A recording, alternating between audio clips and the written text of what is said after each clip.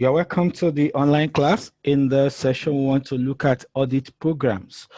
Okay, so what are audit programs? Audit programs are step-by-step set of audit procedures and instructions that should be performed to complete an audit. So when you have an audit engagement, perhaps a network audit, database audit, application audit, whatever type of audit it is, you need to draw up an audit program for that audit. Okay, so the audit program is a collection of audit objectives and how to meet those audit objectives. So we already know what our audit objectives are. Okay, we know what the audit scope is. Then based on the audit objective and the audit scope, we draw up, a schedule of audit procedures that we will use to meet those objectives. Okay. So the main purposes of developing an audit program are to accomplish the following: formal documentation of audit procedures and sequential steps. So we arrange sequentially what needs to be done to get the results, to get the audit objectives, so that we now document the evidence we have gathered in the audit report. Number two, creation of procedures that are repeatable and easy to use by internal or external audit and assurance professionals who need to perform similar audits. So this helps in training and equipping new auditors. Okay, so once you have new auditors joining the audit team and you have an audit assignment, all you need to do is just print out the audit program and give it to them. Then they go through it. Then it's a tool for training. It's a tool for preparation for the audit, and they can use that to know what is ahead, what they have to do when they get to the audit site. Okay. Then number three, documentation of the type of testing that will be used. Okay, so we need to document the tests we are going to perform, whether compliance test, which is test of control, or substantive test, which is the test to determine integrity of balances and transactions. The meeting generally accepted audit standards that relate to the planning phase in the audit process.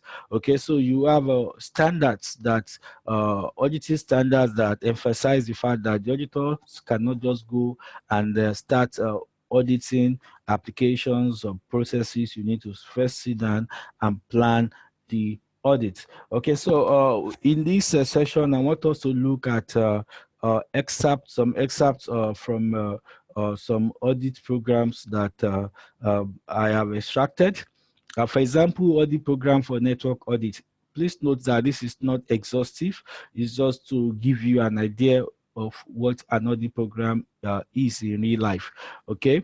If you want a comprehensive audit program, you can go to ISACA website. ISACA, they have a lot of audit programs that cover so many areas of interest in audits. So audit program for network audits, obtain and review the organizational charts for IT and network management. Okay, so you want to look at the organogram for IT, the reporting lines for IT, and network related functions. Number two, identify key stakeholders to network operations. So who are the stakeholders affected by or that are affecting the network operations? You need to document that in your audit working papers. Then obtain the current network diagram. Very, very important. You need to ensure that the network diagram is updated. So you review the correct updated network diagram and compare it to what is on ground in terms of the topologies. Okay. Review IS and IS security policies on network management. So security policies, of course, contain the policy, the thought pattern, the mindset, the intent of management on security. So you want to review that to determine the approval, the adequacy, and the implementation.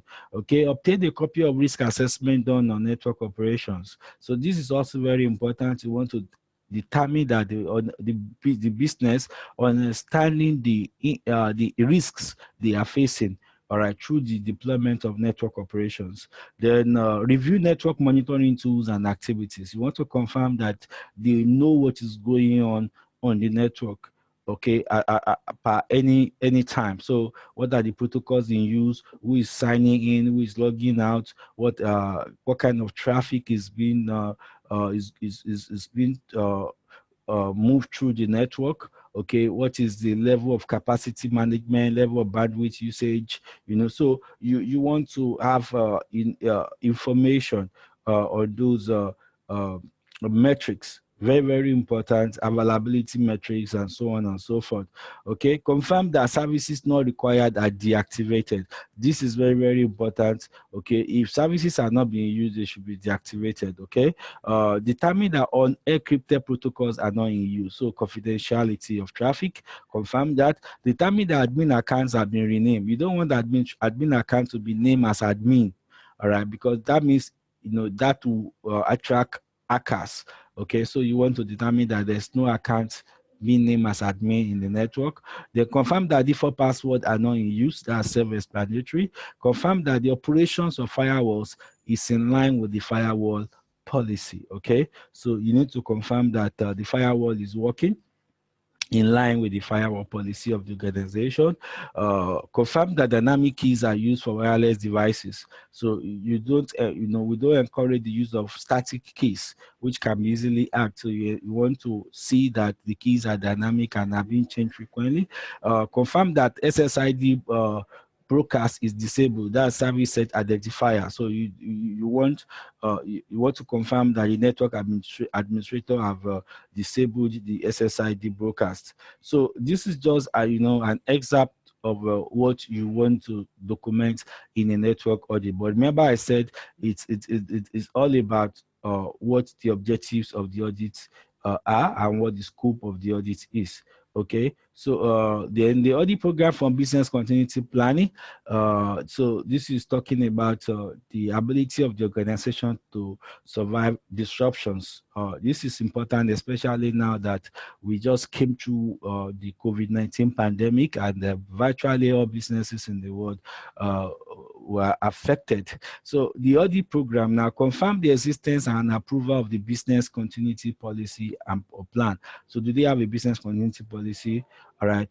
If yes, who approved it? Is it updated? All right. So you want to check that. Confirm the physical access to the offsite facility is secured. So you want to ensure the security of the alternative site. Confirm the adequacy of recovery time objective and recovery point objectives. Okay, for the business processes and applications. So is the RTO adequate? Is the RPO adequate? So you want to check based on business needs and regulatory requirements whether those figures, I mean the time you are seeing in the RTO and RPO in their documentations, whether it is whether those times are adequate or not. They confirm the adequacy of business impact analysis. Okay, so the BIA is done to determine the critical processes, the critical applications, the recovery time objective, okay, which is acceptable downtime. So you want to look at the BIA documentation and confirm that indeed it is in line with management. Okay, which is in line with management business requirements. They review the risk assessment documentation. So you want to confirm, have they identified the risks that the organization is subjected to? Have they planned countermeasures? Have they planned controls? Have they determined the best risk response alternatives to treat those risks? Okay, then confirm that exercise and tests were being carried out. So it's not enough to have a business continuity plan. You need to test that the plan regularly to know its workability. So you want to confirm that. Confirm that results of exercise and tests are followed up. So after the exercise and tests, if there are variances, if there are non-conformities, there are gaps, you want to confirm that they have been following up on those gaps. Okay, confirm that the distance between the production and alternative site is adequate. So you don't want the production and the alternative site to be within the same geographical location, because that would mean they are subject to the same physical or environmental disaster. Okay, confirm the adequacy of fire suppression systems. So you want to check the fire extinguishers, whether they are being maintained. You want to check the fire suppression system, the water sprinklers, the FM200, and the rest. So you want to confirm those. Confirm the employees have been trained on business continuity. So are the employees aware? Have they been trained? If they've been trained, what is the evidence of training? So you want to confirm that also. So this is just an example, or an excerpt from about that could be used for business continuity planning audit. So we can extrapolate this to application audits, to database audits. So basically, the audit program will contain the list of the sequence of procedures that the auditors are going to use to achieve the business objectives. So once you have your audit program, you can, from the audit program now, you can now develop a detailed audit plan. So the audit plan is going to be more detailed.